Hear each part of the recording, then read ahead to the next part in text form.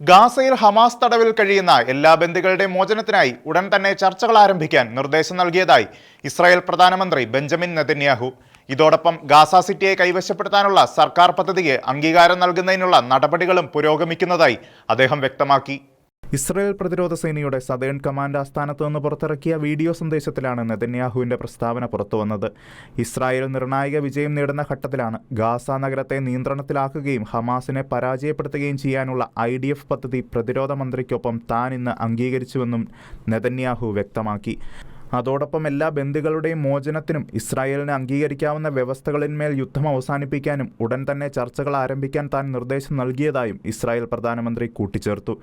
എന്നാൽ മുമ്പ് മന്ത്രിസഭ അംഗീകരിച്ച തീരുമാനപ്രകാരം എല്ലാ തടവുകാരെയും ഒരുമിച്ച് മോചിപ്പിക്കുകയും ഹമാസ് ഇസ്രായേലിന്റെ കീഴടങ്ങൽ നിബന്ധനകൾ അംഗീകരിക്കുകയും ചെയ്താൽ മാത്രമേ യുദ്ധം അവസാനിപ്പിക്കുകയുള്ളൂ എന്നാണ് ഇസ്രായേൽ നിലപാട്.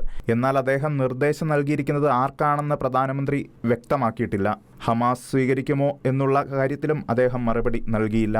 ഹമാസിന്റെ പരാജയവും എല്ലാ ബന്ദികളുടെ മോചനവും ഒരേ ദിശയിലാണ് മുന്നോട്ട് പോകുന്നതെന്ന് നെതന്യാഹു വ്യക്തമാക്കി. അതേസമയം ബന്ദികളുടെ കുടുംബങ്ങൾ പ്രതികരിച്ചത് ഇങ്ങനെയാണ്. കഴിഞ്ഞ മാർച്ചിൽ ബന്ദികളുടെ കരാർ ഉപേക്ഷിച്ചതിന് ശേഷം ഹമാസ് ആരെയും വിട്ടയച്ചിട്ടില്ലെന്നും ഇപ്പോൾ ഗാസ സിറ്റിയിലേക്ക് സൈനിക നടപടി വ്യാപിപ്പിക്കുന്നത് അവരുടെ പ്രിയപ്പെട്ടവരുടെ ജീവൻ കൂടുതൽ അപകടത്തിലാക്കുമെന്നും കുടുംബങ്ങൾ ആശങ്ക പ്രകടിപ്പിച്ചിരിക്കുകയാണ്. International desk, Shekinah news.